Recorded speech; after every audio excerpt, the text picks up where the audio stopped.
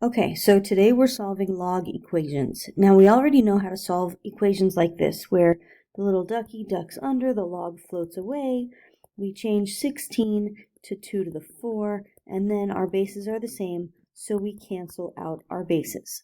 But before we get into more interesting math, I want to show you something else real quick. Let's say we have log base a of m equals log base a of m. Obviously that's true. I just wrote the same thing twice. But now let's go ahead and convert to exponential notation. The little ducky ducks under, the log floats away, and we get m equals a to the log base a of m.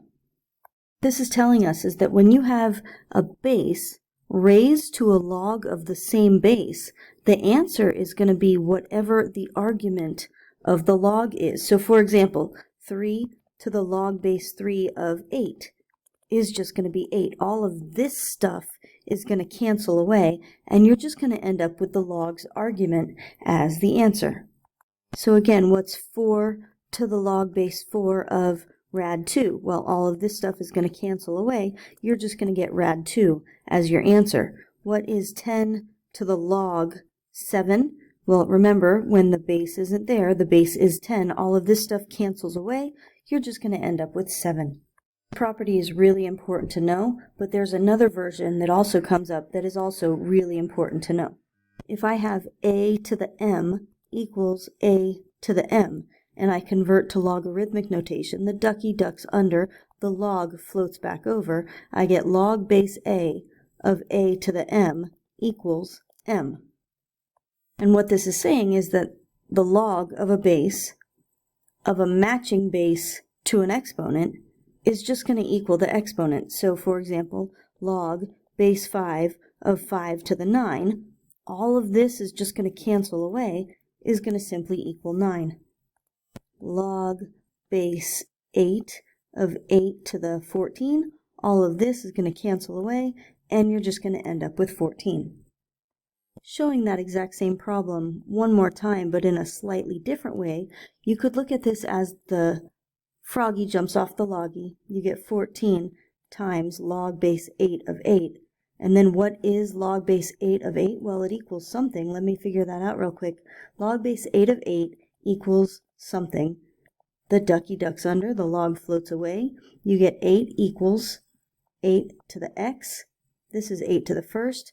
My 8's cancel, and you get x equals 1. So way back here, what you have is 14 times 1, which is simply 14. And before we go too much farther, if you haven't locked down that concept that, say, log base 2 of 2 is 1, or log base 7 of 7 is 1, you've got to nail that down pretty quick. Whenever the log's base matches the argument, you're just going to get a 1 there. Now looking right back up to where we started, we've been doing problems like that for a little while, and now things are going to get a bit more interesting. Let's look at log base 7 of x equals log base 7 of 12. Now, logically speaking, we can look at it and say that if the left is going to match the right, then the x would have to equal 12. If they're going to match, that's the only way that can happen. But mathematically, what's happening is we are applying a base of 7 to both sides. So on the left, this 7 to the log base 7 of x is canceling, leaving us with x. And on the right, 7 to the log base 7 of 12, that's all canceling, leaving us with x equals 12. Redoing that exact same problem is going to bring us to super important point number 1. Instead of doing all of this math, hitting both sides with the same base, we can simply say that the logs can cancel on both sides as long as the bases are the same. So super important point number 1 is that I can cancel logs, but only if they have the same base. Looking at another problem here, I might be tempted to just cancel the logs and say that x equals 2 times 10, x equals 20, but that would actually be wrong. That leads us to super important point number 2. I can cancel logs only if they have the same base and only if there are no coefficients in front of them. Before I can cancel these logs, I have to get this froggy up on the loggy. So then I have log base 5 of x equals log base 5 of 10 squared. Now I can cancel my logs. I get x equals 10 squared. I get x equals 100. And when solving log equations, we always have to check our answer at the end. Going back to the problem we had, log base 5 of x equals 2 log base 5 of 10. And what we know about logs is that for any log ever, both of these have to be greater than 0. This little guy cannot equal 1. So if our answer was x equals 100, for every log in the problem, I have to make sure that both of these terms are greater than 0 and that this term does not equal 1. So looking at the first log, both of these have to be greater than 0. If the x is 100, then x is clearly greater than 0. 5 is greater than 0. 5 does not equal 1. This log on the left is perfectly fine. The log on the right doesn't have any variables in it, but we'll check anyway. Both of these are greater than 0. This little guy doesn't equal 1. All of our logs check out fine. Our final answer of x equals 100 checks out perfectly fine for us. And now moving into our final super important point, I like to say a log on the left is worth a log on the right. That is, one log on the left can cancel out one log on the right. Oftentimes, students looking at a problem like this will want to run through and just cancel, cross off all the logs, and get x equals 2 times 6 minus 3, but that is completely wrong. Again, one log on the left will cancel one log on the right. You can only have a single log term on each side. And first, we have to get rid of all the froggies in front of the loggies. So we have that 2 hop up on the 6. So we have log base 4 of 6 squared minus log base 4 of 3. And I need to condense this right-hand side down to a single log. I know that subtraction becomes division. So I have log base 4 of 6 squared over 3 on the right, and I have log base 4 of x on the left. So now I can say that a log on the left is worth a log on the right, and I have x equals 6 squared over 3. That's 36 over 3. My final answer is 12. I want to just throw a box around this and be done, but I always have to check my answers.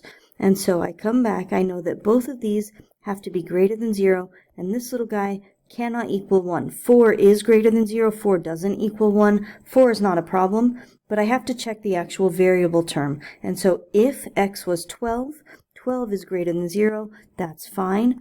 Both of these are greater than 0. 4 doesn't equal 1. Both of these are greater than 0. 4 doesn't equal 1. And so our answer of 12 checks out just fine. That is our final answer. Now, in all fairness, you really don't have to check every single log term. You should really only have to check the variable terms, any log term that has a variable in it, but it's never a bad idea to just glance through the entire problem. We're going to try a couple different practice problems now. After I give you each one, it probably is a really good idea to pause the video, try it for yourself before you see how I work through it. Take a look at this one. Okay, so first let's get all these froggies up on their loggies. So we have log base 6 of x squared equals log base 6 of 6 plus log base 6 of 3 cubed. Now I can condense this down to a single log on the right. I know addition becomes multiplication, so I have log base 6 of 6 times 3 cubed. That equals log base 6 of x squared. Now, because the bases match, a log on the left is worth a log on the right. I have x squared equals 6 times 3 cubed. And this is where I'm kind of happy that I didn't actually multiply together the numbers on the right-hand side, because what I need to do is take the square root of both sides, and I get x equals the square root of 6 times 3 times 3 times 3. And now I know 6 can break down to 3 times 2, so I'm looking for sets of 2. I've got a set of 2 there. I have 2 more there, so a 3 pops out for each of those sets. I have 3 times the square root of 2. I end up with x equals 9 rad 2. Finally, I have to check to make sure my answer is correct. For every log in the problem, both of these have to be greater than 0. This little guy cannot equal 1. I don't have to worry about the 6's. They're all greater than 0. They don't equal 1. I only have to check this variable term here. 9 rad 2 is definitely greater than 0. 9 rad 2 checks out. Try this one. Okay, so all my bases match. So it's just a matter of condensing this left side down to a single log and getting my froggies up on their loggies. Now again, I have addition in this problem, and I know that addition becomes multiplication. So I have log base 4 of x plus 3 times 2 minus x equals log base 4 of 2 squared. I know a log on the left is worth a log on the right, so what I have is x plus 3 times 2 minus x equals 2 squared, which is simply 4. Foiling on the left, I get 2x minus x squared plus 6 minus 3x equals 4. Cleaning that up, I get negative x squared minus x plus 6 equals 4. I'm going to move everything over to the right-hand side, so I get 0 equals x squared plus x minus 2. Factoring that gives me x plus 2 times x minus 1. Double check your work real quick to make sure it's right, but then this guy set equals to 0, this guy sets equal to 0, and I get x plus 2 equals 0, x minus 1 equals 0. I end up with x equals negative 2 and positive 1. I need to check both of those answers. Throughout the entire problem, everywhere I have an x, I need to check those answers. So looking at my first log, both of these have to be greater than 0. This little guy cannot equal 1. Let's check negative 2 first. If I plug in negative 2, I get negative 2 plus 3, I get positive 1, which is greater than 0. Checking here, again, if I have negative 2, I have 2 minus negative 2. That is greater than 0, and the 4 doesn't equal 1, so I don't have to worry about that. Negative 2 works just fine. Let's check positive 1. Plugging it in, 1 plus 3 is greater than 0. 2 minus 1 is greater than 0. 1 also works. Both of the answers check out just fine. Try this one. Again, I see that the bases are the same throughout the entire problem, so it's just a matter of getting those froggies up on the loggies, and it's a matter of condensing down both sides. So on the left, I get log base 2 of 4 times x. On the right, I have log base 2 of 2 squared plus log base 2 of 3 to the 4, which is then going to become log base 2 of 2 squared times 3 to the 4. Again, that equals log base 2 of 4x. So now my log on the left will equal 1 log on the right. So I have 4x equals 2 squared times 3 to the 4. Solving for x, I can divide both sides by 4. I get x equals, my 2 squared cancels out the 4. I get x equals 3 to the 4th, which is 81. I need to check this in my work, and right up here I see my variable. Both of those have to be greater than 0. This little guy cannot equal 1. 81 is definitely greater than 0. My answer is x equals 81. Now let's pretend, just for funsies, that all the bases throughout this problem had been pi. What would have changed? How would this problem had been different?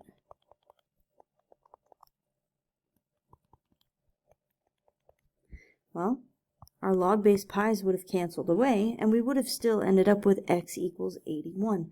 But is a log base pi allowed? We know that for any log base a of x, both of these have to be greater than 0. This little guy cannot equal 1. If our base was pi, pi is greater than 0, pi doesn't equal 1, a base of pi is allowed. It's an irrational number, it's maybe a weird number, but it's perfectly fine, it's allowable. Now, pi is perhaps the most famous irrational number out there, but there's another irrational number that's really important. It's used in a lot of different disciplines of mathematics, and that irrational number is e. E is approximately 2.7182818284559, and then it kind of takes off from there. It's sometimes called Euler's number. named after the Swiss mathematician Leonhard Euler. And if we can have a log base pi, then we can have a log base e. Take a look at this problem. Give it a try, see what you come up with. This problem can play out like this. Froggies up on the loggies. So I have log base e of 4 cubed equals log base e of 2 to the 2x minus log base e of 2 to the 9. Subtraction becomes division, so I have log base e of 2 to the 2x over 2 to the 9 equaling log base e of 4 to the 3. Log base e's cancel on both sides. I have 4 cubed equals 2 to the 2x over 2 to the 9. Now because the bases are the same on the right hand side, I can subtract the exponents. I have 4 cubed equals 2 to the 2x minus 9. Now 2 squared is the same as 4. So now I have 2 to the 6 equals 2 to the 2x minus 9. Cancel, cancel. Add 9. You get x equals 15 over 2. Again, you're not done yet though because you have to check your answers every time. I've got x equals 15 over 2. So coming back to the problem, the x variable is actually not even inside a log. And you'll see that for all of our logs, both of those are greater than 0, and this little guy does not equal 1. 15 over 2 is a perfectly fine answer. Now a base of e happens a lot when you're dealing with logs, so much so that they call a log base e a natural log. They write it like this, ln, and it's called a natural log. Sometimes students wonder why, if it's called a natural log, why is it ln as opposed to nl? It goes back to the original Latin. It was originally called Logarithmus Naturale, so it gave the order of ln instead of nl.